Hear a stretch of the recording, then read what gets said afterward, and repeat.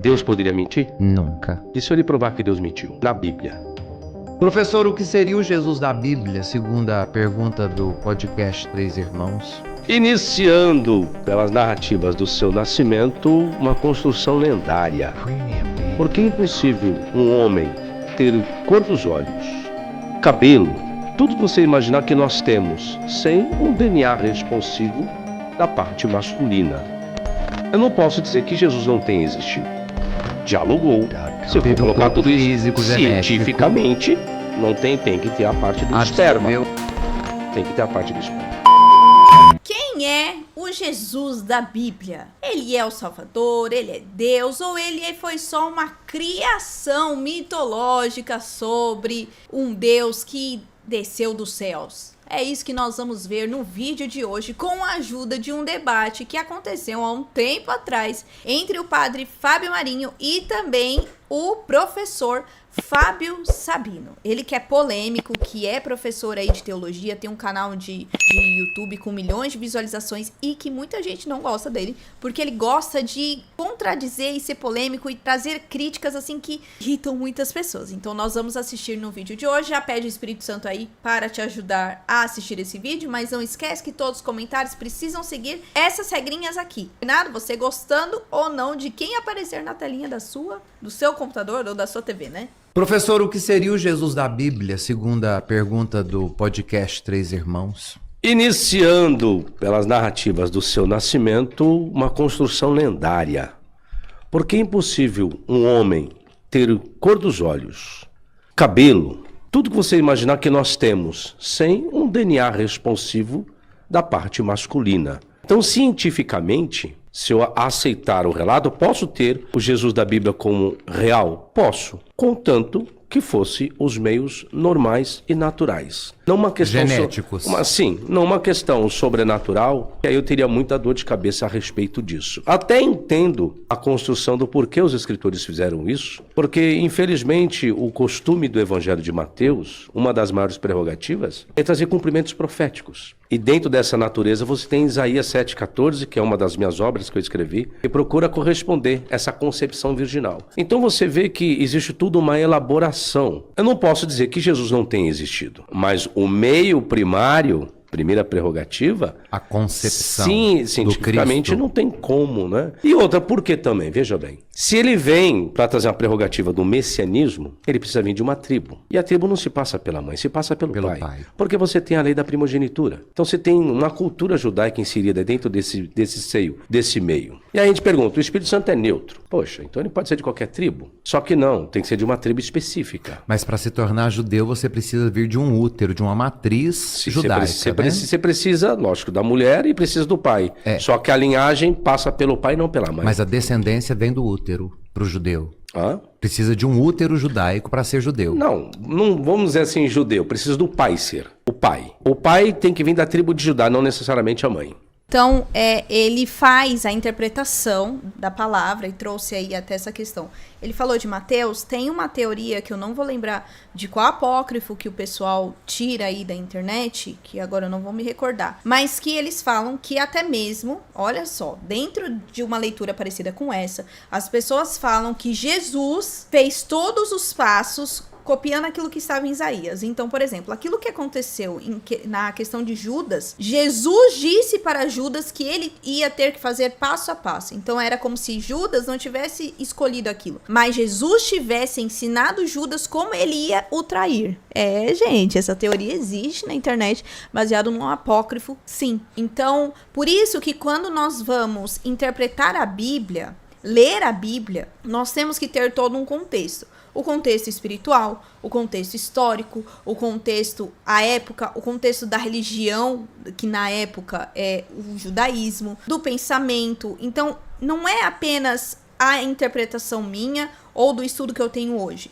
Existem muitas camadas, né, que agora é moda na internet falar camadas, muitas nuances. Nessa questão do mundo judaico, a genealogia da pessoa não vinha só da genética, do DNA. Até porque naquela época não tinha essa questão de DNA, não tinha essa questão biológica, mas também da questão de adoção. Tinha o quê? O nome, a herança, a linhagem. E José, Primeiro, ele assumiu legalmente o Cristo, Jesus, ele deu um nome e ele inseriu aí, por meio dessa adoção, essa herança, porque José era da casa de Davi, né? Então, aliás, Mateus escreveu a genealogia jurídica, ou seja, que segue essa lei do judaísmo, não a genética, né? Até porque Cristo, o Deus, o Verbo encarnado. Então, aí, Jesus não precisava do DNA de Davi, ele precisava do direito legal à casa de Davi. E foi isso que José lhe deu. Então, existem algumas falas que às vezes a gente encontra na internet, de professores, de teólogos, de exegeses, de pessoas que trabalham com a hermenêutica, que a gente começa a pegar esses pontos e fala, cara, mas você está duvidando disso, mas e essa parte, né? E às vezes isso falta um pouco. Nessa questão aí, faltou trazer isso até o momento. Porque a primogenitura se dá para o sexo masculino, não o sexo feminino. A primogenitura não é para a mulher. Pode nascer 10 mulheres. Vamos lá, pode nascer 10 mulheres. São primogênitas? Não. Nasceu 10 mulheres, 11º homem. Esse é o primogênito. Esse é o primogênito. Porque o primogênito é gênero masculino, não mas feminino. Mas aí nós estamos falando do patriarcado. Sim, mas tem que ser... Não da ideia religiosa. Não, a ideia religiosa tem que vir do patriarcado, tem que vir de Abraão, né? A aliança é feita com Abraão, a circuncisão é feita no homem, não na mulher. Então você tem todo um trâmite cultural judaico que é tudo gênero masculino. Então, agora, por mais que Maria viesse da tribo de Judá, por mais que ela viesse da tribo de Judá, não tem como, porque tem que depender do pai. Se ela fosse da tribo de Judá e um pai, vamos dizer assim, um pai biológico, da tribo de Benjamim seria? Não. Então, se ela fosse da tribo de Judá e o pai da tribo de Judá, opa, aí beleza, aí sim. Aí você tem a característica de um Messias, que é isso que Mateus quer inserir. Mateus quer relatar o seu evangelho para fazer essa construção de que Jesus, de fato e verdade, foi o Messias. Então, eu só não concordo com a concepção virginal. Posso tê-la como virgem, e se ela continuasse pós, para mim não teria problema algum, mas que fosse pelos meios naturais, porque ele teve olhos, teve cabelo, dialogou. Se eu for colocar tudo isso físico, cientificamente, não tem que ter a parte do esperma. Que Deus se fez homem, né, de forma milagrosa, conforme aquilo que Deus quer. Aliás, gente, dentro desses debates, seja uma pessoa de religião ou não religião, aliás, o pessoal até fala que o Sabino já foi de religião, não é mais, não professa uma fé, né, uma pertença a uma religião, ou de um ateísta, ou até mesmo de alguns protestantes que nós já trouxemos o debate aqui, fica muito nessa questão do humano, da nossa limitação. Aquilo que eu vejo, a lei daqui é essa, a ciência é essa. Então, assim, muitas pessoas acabam misturando a ciência com a teologia como se fosse a mesma coisa, o mesmo campo, e não é.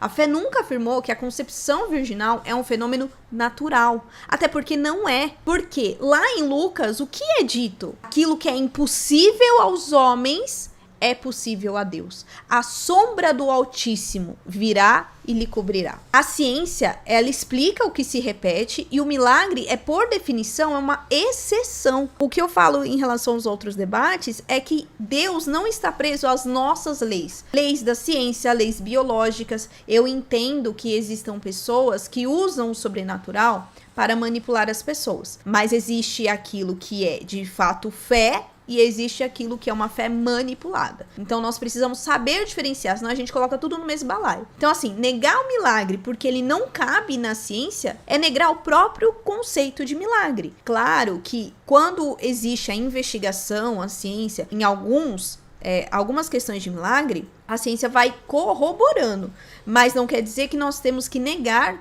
que exista um milagre.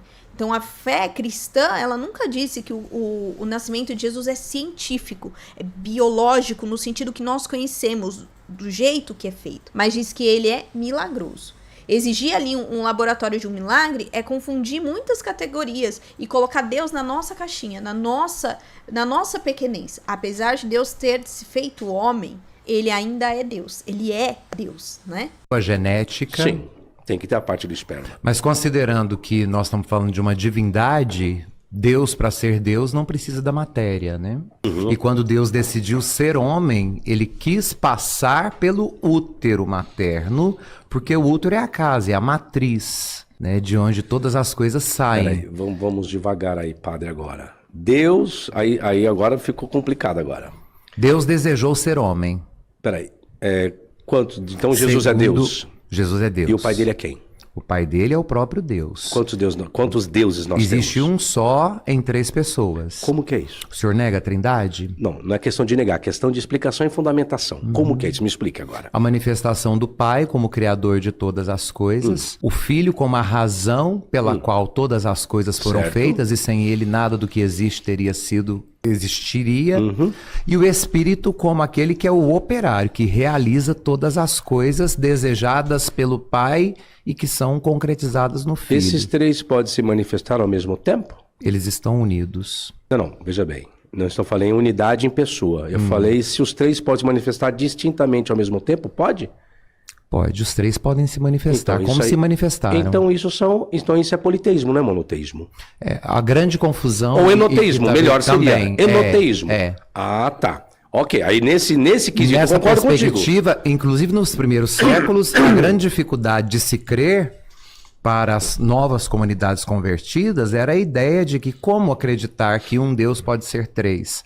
Por isso que vai surgir desde o início, né, em Alexandria, a grande heresia Ário, de Ariano, presbiterário. porque a ideia de que Jesus não poderia trazer em si a divindade, né? E o primeiro concílio vai justamente servir para isso, dizendo que ele é verdadeiro Deus e verdadeiro homem, né? Que é o símbolo do credo de Nicéia. Porque os cristãos, eles vão entender que a manifestação de Deus está para além da compreensão humana e que Cristo não é meramente um homem. Então, portanto, ele é obra do Espírito Santo, como é o sonho revelado em Lucas para José e tudo mais, que o senhor até citou isso, né? Então, para nós, dentro da nossa crença cristã, não tem como separar o Pai e o Filho e o Espírito Santo, porque a Trindade Separar é em que indivisível. Separar, que não tem como separar em que sentido? Na coexistência, eles coexistem como Pai, Filho e Espírito. Vamos lá, padre. Vamos entrar numa prerrogativa. Aí é muita filosofia, e a filosofia é na minha área, assim como o senhor é filósofo, tá? Quando você trata desse aspecto, eu lhe pergunto, qual o fundamento para isso? Se nós estamos lidando com a Bíblia, qual o fundamento bíblico para isso? Ou melhor dizendo, em qual momento Jesus assumiu ser Deus? De uma forma clara e explícita, dentro da sua logia. Em qual momento isso se deu? Eu e o Pai somos um. Em que sentido? Qual o contexto? Dá para colocar o texto bíblico aí? Dá, o Pedrão providencia Dá para pra colocar gente. aí? Dá, Coloca aí Pedro, na tela para nós, puxa por aí. favor, João 14, por gentileza. João 14. Vamos ver o contexto, em qual sentido Jesus quis dizer que ele e o Pai é um. Vamos ver se foi em essência, em onipotência, em atributos naturais e morais, em grau de perfeição. Que isso é o que caracteriza que seria a divindade. João 14. Não se perturbe o vosso coração, credes em Deus, crede também em mim. Na casa de meu Pai há muitas moradas. Se não fosse assim, eu vou-lhe teria dito. Vou preparar Para um pouquinho, padre. lugar. Por que Jesus falou que na nossa casa há muitas moradas? Por que colocou a casa do Pai e não nossa, já que ele é divino também? Por que não colocou que na casa do meu pai há muito, na casa do meu pai? Por que não colocou na nossa casa muitas moradas? Se não fosse assim, nós vos teríamos dito, iremos preparar-vos lugar. Por qual razão? Então ele colocou do pai e não a nossa casa. Primeiro porque ele está ensinando que o Pai é nosso. Essa participação da humanidade na paternidade Então divina. a humanidade por é adoção. divina? A humanidade é divina. Nós somos sentido? imagem e semelhança de Deus. Mas que sentido, padre? Nós somos imagem e semelhança de Deus. Naquilo da potencialidade do bem, da unicidade, da bondade, de ser perfeito, de buscarmos a beleza, a unicidade, o belo e o verdadeiro, que são os atributos divinos. E o mal, onde entra nesse quesito? Porque nós somos mal também. Quando eu deixo de praticar o bem. Porque o mal não é uma essência, o mal é uma ausência. O mal é uma ausência. A ausência do A bem. mentira seria o quê, padre? A ausência da verdade. Deus poderia mentir? Nunca. E se eu lhe provar que Deus mentiu? Na Bíblia. Na Bíblia, nós podemos entender que os autores sagrados podem ter se equivocado. Deus jamais. Aí o senhor está na filosofia, aí o senhor está articulando sem um fundamento. Eu vou usar a Bíblia Não, com como o fundamento. com o fundamento dos autores sagrados. Você está né? dizendo que Deus não pode mentir. Se Não. Deus pode ser convencido pelo homem, Deus pode ser convencido pelo homem? Que Deus que é esse que pode ser convencido pelo homem? A partir do momento em que o homem se revela diante de Deus gratuitamente, despido das suas vestes de matéria e permitir que a graça de Deus o alcance, Deus pode muito bem ser convencido pelo homem. Então esse Deus está bem natural. Eita, que para muitos aí confundiu a cabeça, né? Mas por isso que é importante nós sempre estudarmos, nós lermos a Bíblia, nós entendermos o contexto, nós lermos o catecismo, lermos os documentos da igreja, estarmos por dentro daquilo que é a nossa doutrina. Porque sempre vão vir argumentos argumentos que já foram combatidos, inclusive o padre Fábio Marinho aí falou, né, sobre a questão de que já foi tratado isso, que era uma grande confusão.